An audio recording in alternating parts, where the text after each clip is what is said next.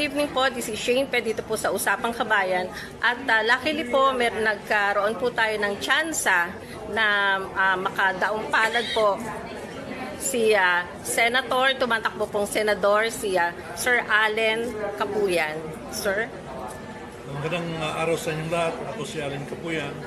Ako ay tumakbo bilang Senador na independent dahil bitbit ko po ang People's Agenda. Ang dahilan po na aking pagtakbo ay aking damdamin sa taong bayan na panahon na ang tunay na busis ng taong bayan ay marinig sa Senado. Ang aking plataporma ay nakasintros na ang agenda ng taong bayan ay siyang ating pakinggan at siyang bigyan natin ng solusyon. Sino po naging ganyo, sir, sa inyo para tumakbong as senator? Ang naging ganyo sa akin ay ang sitwasyon.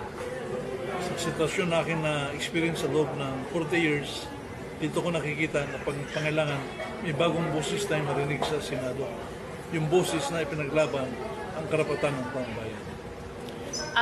Mame-mention niyo po ba ang ilan sa mga plataforma po ninyo pag kayo po ay nanalo bilang senador? Unang-una, dapat marami na tayong batas. Ang gawin natin ay i-operationalize natin ang mga batas na angkop sa pangailangan ng taong bayan. Kailangan ang pinakamotibo ay bigyan ng solusyon ang pangailangan ng taong bayan, tulad ng katutubo, mga farmers, peasants, informal settlers, kabataan, estudyante, professionals at marami pa.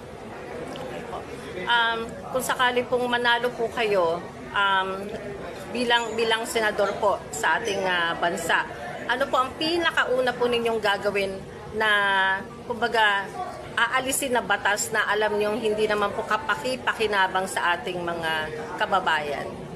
Hindi man siguro aalisin, pero ayusin natin. Yes po. Nakasintro tayo sa programa ng problema sa pagkain, problema sa kuryente o power, problema sa tubig, problema sa health, problema sa education. So yung mga basic na needs at wants at needs ng pambayan, ayan ang tutunan natin ng bansa. Maraming salamat po, Senator Allen Capuyan, number 15 sa balota po. Maraming salamat po, sir.